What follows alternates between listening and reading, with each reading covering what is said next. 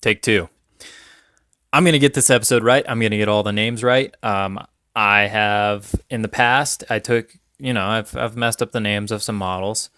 And what I said last episode about trying to get one game correct where I get all the names right, I'm going to do it this time. This is going to be the time. Spencer, please just call me out. Call me all kinds of foul names. If I get one of these wrong, I'm going to get it. I'm going to get it this time. These Knights Exemplar are on the right and the left. Those are accurate. We got some Exemplar Errants right there, accurate. Elias Gade right here is not Elias Gade. He is an Errant Seneschal. And that he's the dude that gives them Unyielding, which makes sense. Elias Gade's cool and all too, but Unyielding's pretty cool. The Exemplar Warder, dude, the bodyguard dude. Then we got the Knights Exemplar Seneschal right there. We got Thyra, she's the main caster. Blood of Martyrs, Reckoner, and this Jack is being proxied. It is actually a Templar. Has the shield, not a flail. Shield and a sword. Choir are singing back there, and yeah, that's what we got. Over here, I've got Elara 2, Phoenix Moros, full unit of infiltrators, no eiryss on the full unit of infiltrators, Spears of Scyrah on the left, double Mage Hunter assassins, double Mage Hunter strike force. One has the strike force commander, and one has eiryss. And I like the idea of eiryss for reposition 3. It's kind of hedging my pets. Phantom Hunter and magic weapons aren't always needed. In this game, I really could have used the magic weapons, and we play incorrectly with them. Then Narn's sitting there, and then there's a mini unit of infiltrators on the left. So let's get going. He goes first, and he gets his army up the board. My goal? Shoot Blood of Martyrs a little bit. I do this incorrectly because this unit does not have arcane ammunition because it is eiryss and not the commander. We should have redone that, but I think the damage stuck, and I think we played that incorrectly, and I feel pretty bad about that. This unit goes up here, and they shoot down 2 of the Knights Exemplar. He shield guards over to the Templar and gets me pretty good, and I do not kill 3 of the Knights Exemplar. And other than that, I just, move around a little bit and posture and get ready for a little bit of fighting. I'm hoping to draw on a lot of his army. And that's more or less what I look like. This spear is up here to take some shots and trigger vengeance so that the other 2 spears can go in and kill all the things that killed these guys. I hate this spear so much, and we're going to talk about this in that game. I am always disappointed every time I field them.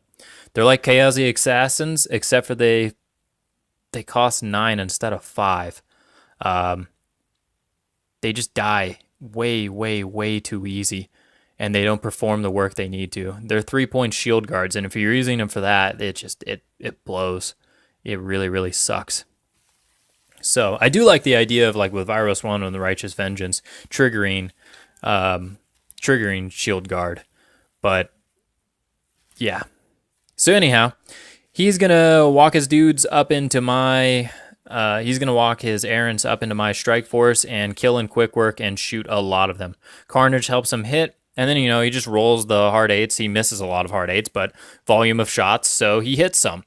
I end up shield guarding the 1 spear, thinking he's not going to roll any more of the 9s that he needs. He does roll another 9 and then shoots the other spear, so I lose 2 spears instead of 1, and that sucks for vengeance because now they're worthless pretty much, except for it's a glorified scoring unit to score that zone. Over here, the Reckoner is like, I'm sick of magic weapons, and charges in and kills my unit attachment for my strike force, my commander, and another dude. And then these guys run up and posture behind. And that's more or less what happens, and everything else kind of scoots around and moves up. Looks like this. So for my turn, infiltrators are going to ambush in on the right, and my goal is to clear this zone and score it. My goal is to get rid of the Reckoner and the Templar that's over there behind the house. And over here on the left, I'm just going to try and feud a few units in and contest this side and just try and delay this side from losing and dying off. This will be a feat turn, so I can ghostly all the way over everywhere I want to go. I have one infiltrator that gets put right where that kettle chip is, so that when Elara ends up on this hill over here, after apparition and a teleport and popping feet, it'll catch the one infiltrator so that all the infiltrators get boundless charge and can get all the way deep to those Templars. Or Knights Exemplar, sorry. Over here, a lot of these strike force go in and charge and hit the Templar and dig a little deep, and the rest of them do a little powwow camp around the Reckoner. The damage is pretty good. Phoenix is held in reserve because he's fully loaded with the Scything Touch. He can go in on that Templar over there, or he can go in over on the Reckoner over here, depending on how the Mage Hunter Strike Force do. He is the flex piece. I build in redundancy into my plans. He picks up where the problems fail. Reckoner needs to die, absolutely. Reckoner's left on like 7 boxes, and I'm like, you know what? Mage Hunter Assassin and 3 infiltrators, you got this. You can take care of that Reckoner. So Phoenix goes flying across the map and destroys the Templar, who has a few damage on him from Mage Hunter Strike Force. Mage Hunter Assassin, time for her to go. She's ready to go smack that Reckoner. It's dice off 10. She fails to meet armor. This is going to become a thing. Get ready. Over here on this side of the map, I want to do some more damage to Blood of Martyrs. So I kill some random Errants with Mage Hunter Strike Force, and then I kill one guy. So Narn goes and kills the Errant Seneschal, and then Mage Hunter Assassin charges Blood of Martyrs, hits, and fails to break armor. Dice were off 10 as well. I think I rolled an 8 on 4 dice each time with both my Mage Hunter Assassins. Womp womp. And these Mage Hunter Infiltrators just kind of posture around and prepare to clean up after the Mage Hunter Strike Force gets killed over here. Mage Hunter, whatchamacallit, Spear of Scyrah tries to get into a place where she can prevent scoring and be annoying. And yeah, basically the infiltrators come in and kill a whole bunch of Knights Exemplar. There's only one left. However, I'm an idiot, and I'm just going to show you on this next screen.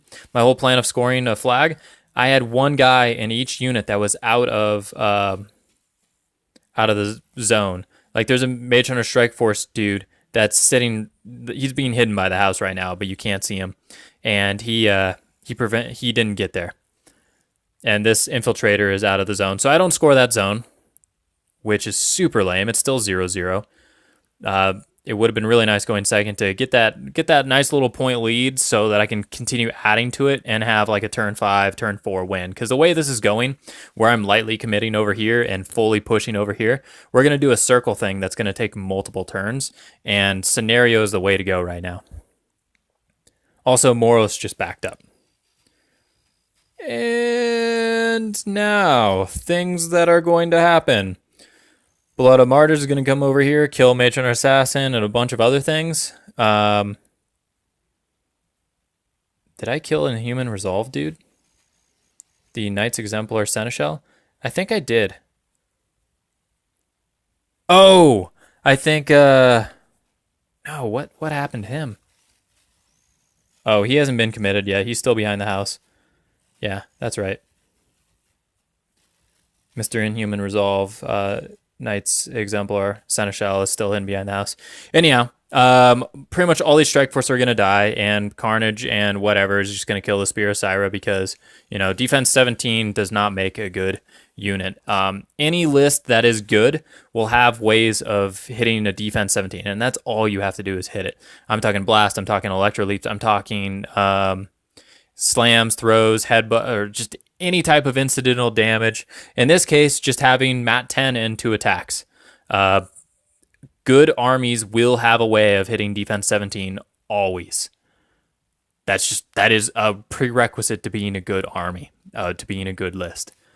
Defense 17 doesn't actually help the Spears of Scyrah at all.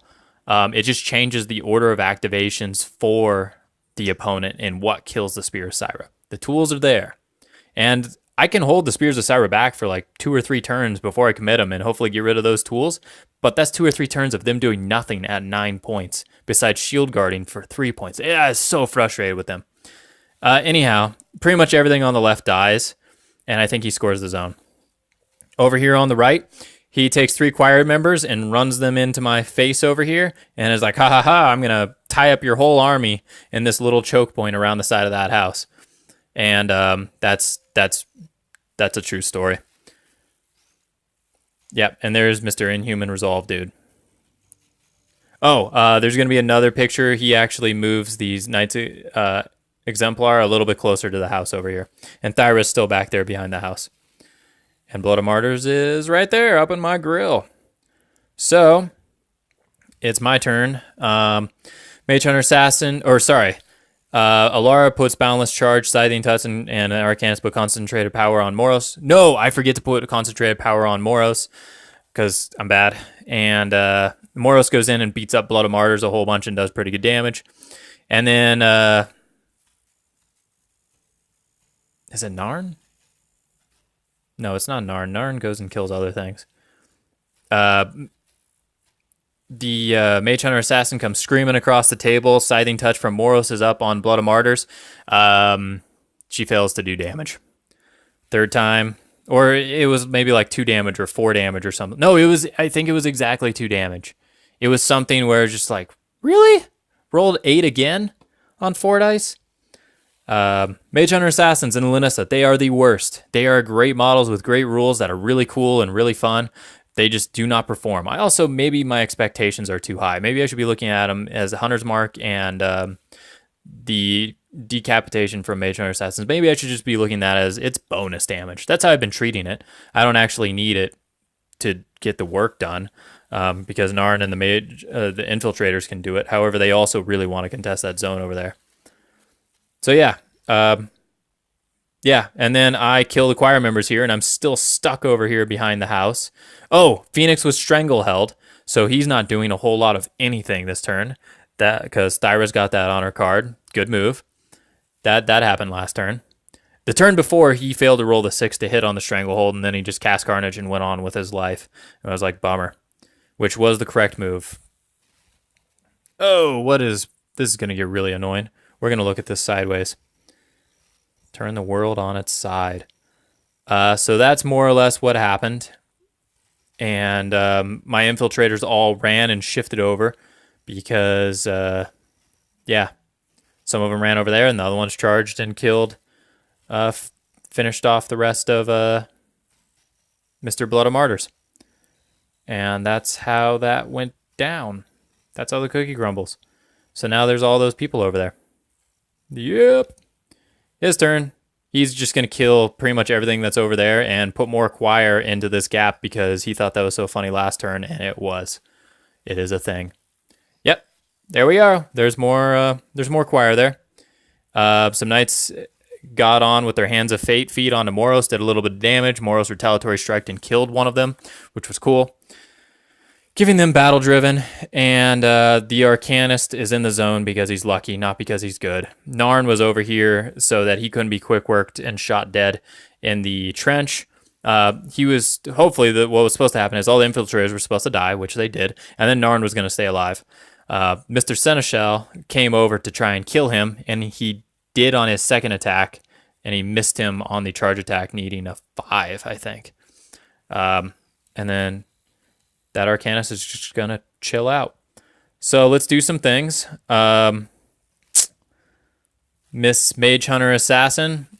Well, first infiltrators are going to run and contest and kill this Exemplar and that other Exemplar. And then Moros is going to go smack some more Knights Exemplar and be in melee with Thyra and be cool. And then Mage Hunter Assassin comes charging across the board to kill Knights Exemplar Seneschal, and he has Inhuman Resolve, so she's going to be the last attack over on this side of the board. There's going to be no one else to bring him back to life, and she hits him, and she, fails to meet armor because he's armor 16 and it's dice off 7. That's just too much for Mrs. Mage Hunter Assassin. So that's the 4th time she's failed to do anything useful whatsoever. She had a very easy job to do. Anyhow, all these infiltrators run on over here, and I did score the zone last time, so I think it's 2-1 because he failed to clear this zone over here. All these infiltrators are going to run around the choir because I do clear them out and I kill them with Mage Hunter Strike Force, and I also shoot down another Knights Exemplar. So Moros is up in the face, And that's where we're at. Elara's playing it safe and scoring that zone. And there's a surviving choir member, the little dick. So his turn. Thyra kills Moros. They kill Mage Hunter, Assassin, and the Infiltrator. And then they try and kill some more stuff over here. Oh, also at one point he killed my objective, so the score is actually 2-2, I believe. My turn. Phoenix is proxied over there, goes and kills the objective. I clear this zone. I score that zone. However, I killed an Errant that was over contesting the zone, and when I did that, I now... I made it so his last 2 errands over in this zone now score that zone. So instead of winning by 4 points, which I can't remember how I got to that point, but after this turn, I am 4 points ahead. Yeah. So that happened. Also, that proxy base is Phoenix. So I'm 4, and it's turn... I think it's turn 6 right now. No, it's turn 5. Going to his turn. Now it's turn 6, his turn. Thyra goes on, kills a whole bunch of infiltrators, and beats up on Phoenix, leaving herself on a no camp. And Mr. Inhuman Resolve dude is over here. Unfortunately, if I kill Mr. Inhuman Resolve dude, he sticks around until my opponent's turn maintenance phase, so I still won't score that center zone. However, all I need to do is get 1 point. So I'll score this zone on the right, and I run a Mage Hunter Strike Force dude over into that left zone. To score it, or maybe I think how does this work? She's on a no camp. Maybe I just kill her. Yeah, I just killed her. Never mind. Because I realized I couldn't kill Mr. Inhuman Resolve dude. Oh, I did a combustion attack that I boosted, and then I bought an attack and boosted to hit with it, and pretty much hosed her at 3 boxes left, and all 4 Mage Hunter Strike Force dude charges in and did a CMA and killed her. And that's how that went down. So there's not very many pieces on the board left. This was a great game. A lot of things happened. It was a lot of back and forth. It was pushing sides and holding sides. I was feeding pieces on the left to try and keep him from pushing this side. He was feeding Choir, which was fantastic. He did so much better at feeding throwaway pieces than I did.